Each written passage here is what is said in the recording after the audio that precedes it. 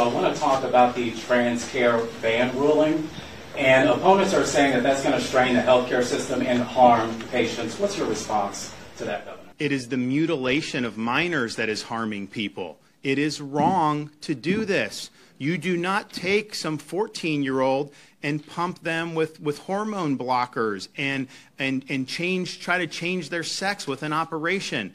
It's wrong. People that have gone through that, there's so much lasting damage that has happened. It's not based on sound science. And in fact, most of these countries in Europe that are more liberal than the U.S., like Sweden, they have pulled the plug on this. The United Kingdom pulled the plug on this. So what we did is protecting young people. And here's the secret on this. There's a lot of people that make money on these surgeries. That's why it's going on. You'll have a parent. Look, when you're at that age, that is a tough age. There's a lot of things that happen. And so as a parent, it's not easy to navigate that. I mean, I think anyone can appreciate that. I mean, mine are a lot younger than that, but it's like I know once you get into that. And so you want to be able to help your kid. And so you'll go to this, a doctor will say, this is what you have to do. You have to do this surgery to try to change their body parts.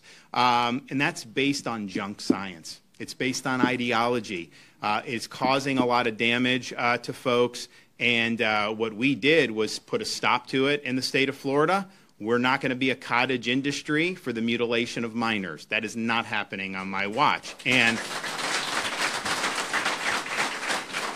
what we did by doing that is to just recognize, I mean, how would we possibly say as a state that you cannot have a tattoo at age 14? You would not be able to go sit at a bar and drink beer at age 16. Even with your parent, you wouldn't be able to do that. But somehow you could have these mutilation procedures where they're trying to change your body parts and try to change your sex at age 15 or 14. How is it? And because it's obviously inappropriate in those other situations, of course it's inappropriate here. Now, we had a judge initially say that was somehow unconstitutional to not allow, which, first of all, that is like no one would have said that it was unconstitutional even 10 years ago.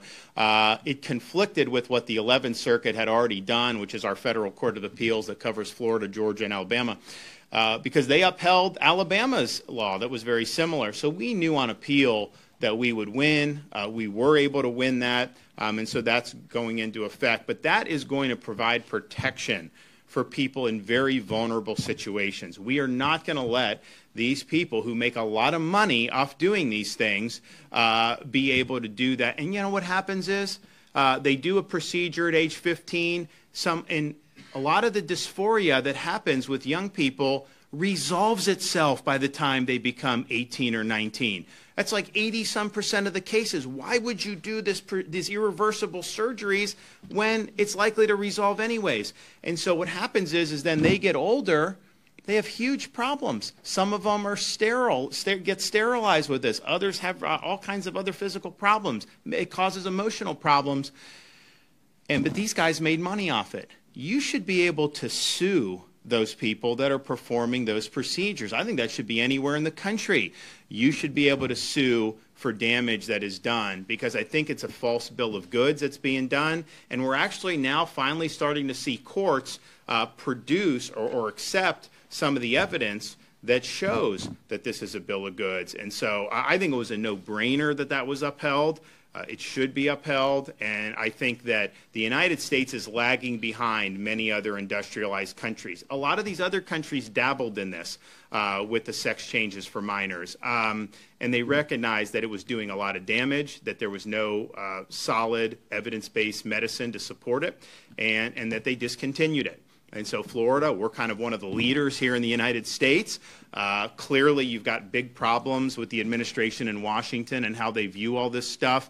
But, you are in a situation where, depending on how the outcome of the election goes, I could absolutely see a Harris administration try to wield the administrative state against states that have done things like we did to protect minors from the mutilation procedures, but then also even things like ensuring that you're not jamming the men in the women's sports.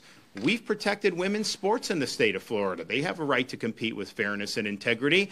You can be someone, you're gonna swim on the men's team for 3 years, then switch to the women's team, and all of a sudden you're the national champion. People realize that's a total fraud, and it takes away opportunities for women. But I absolutely could see them trying to turn the screws on that. I mean, they threatened, when we first did our women's sports bill to protect women's sports, they threatened to withhold federal school lunch money from poor kids over this. And I'm just thinking to myself, you really want to see the boys compete against the girls so much that you're actually going to take away, you know, some of the school lunch money? I mean, it's just nuts. But a lot of it is motivated by ideology. It's not motivated by anything. And it's kind of a perverse view of so-called social justice, because you'll have people say, hey, you have this transgender athlete, usually a biological male who is identifying as a female, and they say it's justice that that person can compete against the gender that they conceive themselves to be, which, first of all, I don't really buy that in isolation even, but what about the justice for the 99.9% of the women athletes who now have to deal with this? Why aren't they ever consulted or considered on this?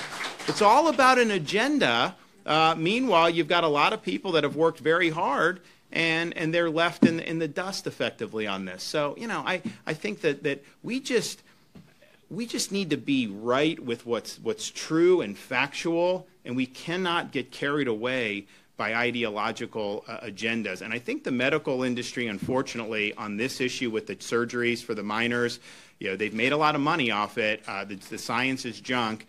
But we also saw some of the nonsense they were spewing during COVID. You know, it's one thing to try to say something that you needed to do something, but when that obviously didn't work, you got to acknowledge it didn't work, right? I mean, to say that if everyone just wore a cloth mask for 6 weeks, COVID would end, which the CDC said, that was not true. And even when it was obvious that wasn't true, they kind of kept digging in. And so I do think that this issue of the surgery for minors is part of a larger issue where we've really seen the politicization of the medical establishment. We've seen the politicization of medical school education throughout this country. I think Harvard or Columbia, one of them, you know, they showed the medical school graduates taking the Hippocratic Oath. But it was basically like a woke Hippocratic Oath. It was talking about like race and gender and ethnicity and all this stuff. And I'm just thinking to myself, that is not how we used to train physicians, and yet you're seeing that seep in. So the state was right to do what we did. It's going to protect people. It's going to avert a lot of harm that's being done in other parts of the country. And legally, it was a no-brainer. This just is constitutional.